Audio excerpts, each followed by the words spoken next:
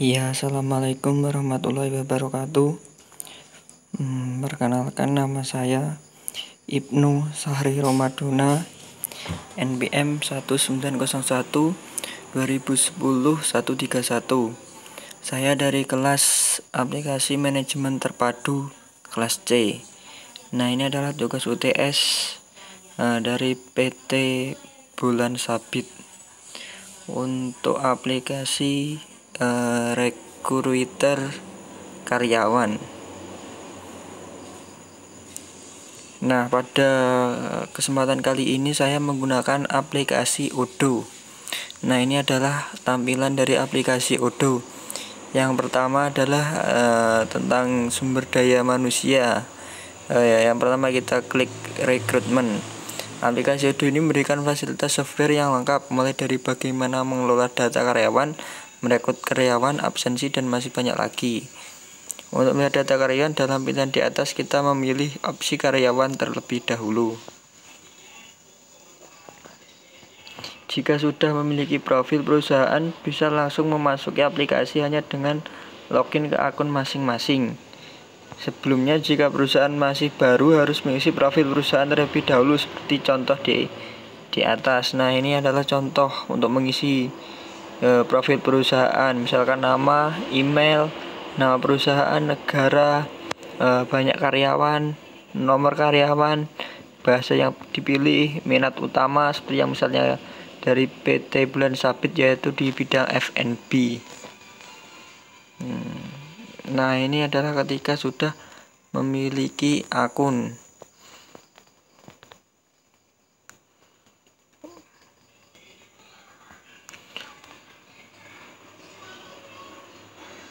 Untuk membuat akun profil karyawan baru, bisa klik create di kanan atas atau gambar di atas. Nah, ini misalnya contoh pengisian data pribadi karyawan baru. Contohnya ini namanya Muhammad Dirsal. Jabatan yang akan diisi berserta nama atasan. Penampilan gambar di atas menunjukkan contoh bagaimana menginput data pribadi karyawan baru atas nama Muhammad Dirsal. Nah, karyawan baru atas nama Muhammad Dirsal juga langsung masuk ke daftar secara otomatis oleh aplikasi.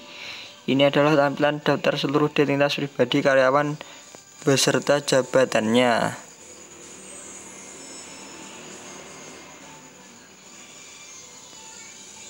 Work information, profil usaha. Misalkan di sini ada juga ayam geprek sadis. Adalah salah satu menu yang ada di perusahaan F&B di PT Bulan Sabit. Ini ada struktur organisasi. Tampilan ini menunjukkan profil perusahaan dan struktur organisasinya.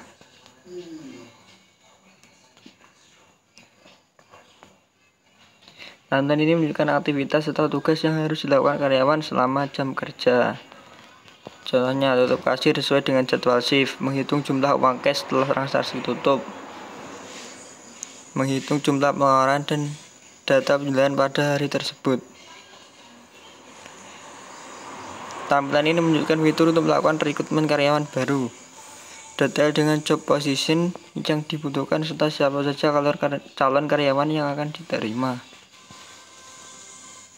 Nah, ini sales manager. Bentuk kualifikasi dan syarat-syarat perekrutan calon karyawan. Tampilan, nah ini adalah tampilan posisi jabatan dan banyaknya jumlah calon karyawan yang dibutuhkan oleh perusahaan.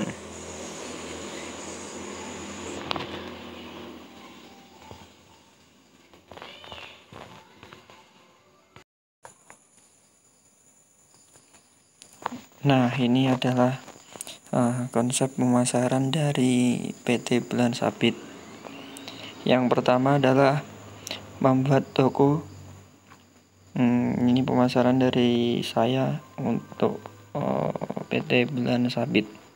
Yang pertama adalah membuat toko terlihat menarik dan mendorong rasa penasaran. Ya, kita sebagai pebisnis atau perusahaan F&B, kita untuk menarik pelanggan itu harus membuat toko yang semenarik mungkin. Misalkan kita membuat restoran dengan tema vintage atau tema Skandinavian atau tema Eropa atau tema Belanda atau tema Amerika atau tema klasik atau modern Jepang dan sebagainya. Yang kedua, kita harus memfoto produk secara profesional.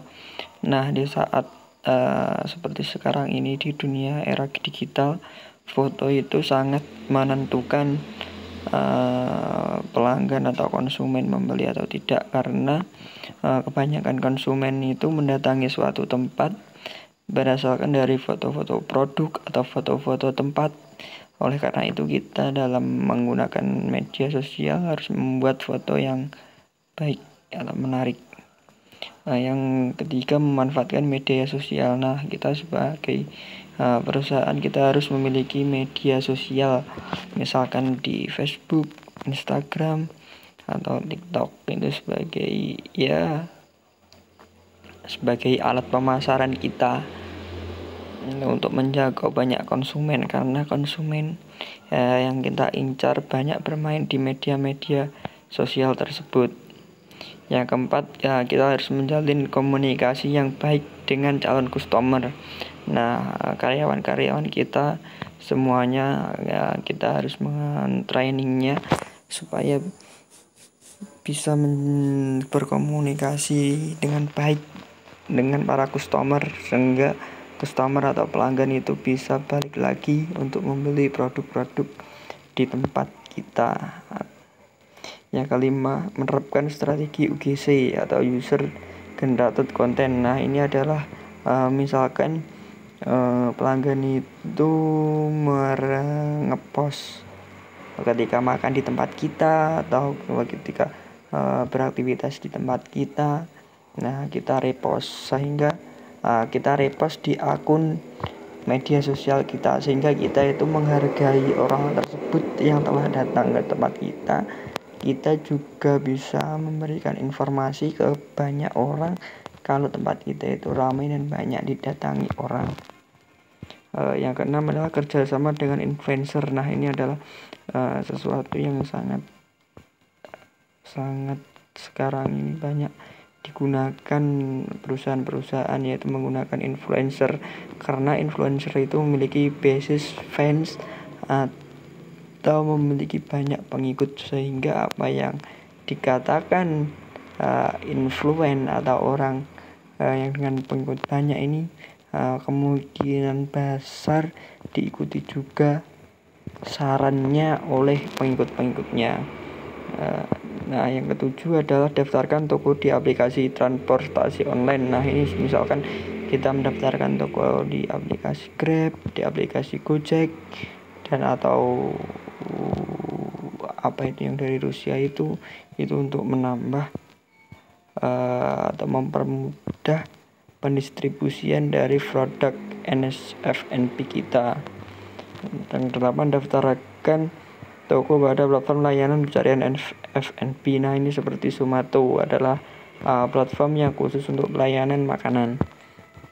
Yang kesembilan, lakukan inovasi secara rutin. Nah, ini untuk inovasi kita harus melakukannya secara rutin supaya kita ini tidak tertinggal dengan yang lain, dan para pelanggan itu juga tidak bosan karena kita tidak memberikan sesuatu yang tetap, tapi kita menentukan sesuatu yang berubah-ubah dan semuanya suka, karena kita tidak monoton. Dan itu baik dari segi makanan, baik dari segi tempat, baik dari segi konsep restoran, semuanya harus dilakukan inovasi. Yang ke-10 adalah beri diskon menarik. Ini adalah contoh yang bisa kita lakukan dalam beri diskon menarik, misalkan beli 1 gratis 1, atau beli makanan gratis minum, atau kita adakan promo misalkan di bulan kayak Shopee 99, kita harus memberikan promo yang semenarik mungkin. Nah, ini adalah alur siklus pembelian yang ada di perusahaan PT Bulan Sabit. Yang pertama biasanya adalah permintaan pembelian. Yang kedua, pesanan pembelian. Yang ketiga, barang dikirim. Yang keempat, barang diterima. Yang keenam, barang masuk gudang. Yang selanjutnya, faktur pembelian. Yang kemudian pembelian tunai atau kredit. Yang selanjutnya pembayaran. Terus yang terakhir ada retur pembelian jika suatu distributor memberikan kuota untuk barangnya diretur.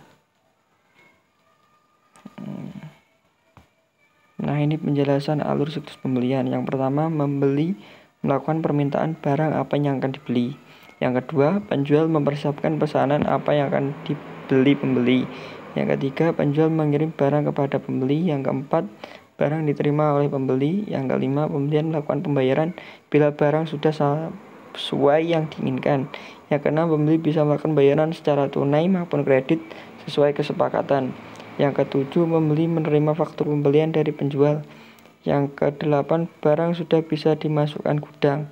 Yang kesembilan, melakukan retur barang kurang baik apabila sudah disetujui kedua belah pihak antara penjual dan pembeli. Nah, ini adalah salah satu siklus yang ada di PT Bulan Sabit. Mulai dari rekrutmen karyawan, selanjutnya ada pemaparan konsep penjualan atau pemasaran, dan yang terakhir adalah alur siklus pembelian barang yang ada di perusahaan PT Bulan Sabit. Nah, sekian presentasi dari saya, Ibnu Sahari. Ada kurang lebihnya mohon maaf. Wassalamualaikum warahmatullahi wabarakatuh.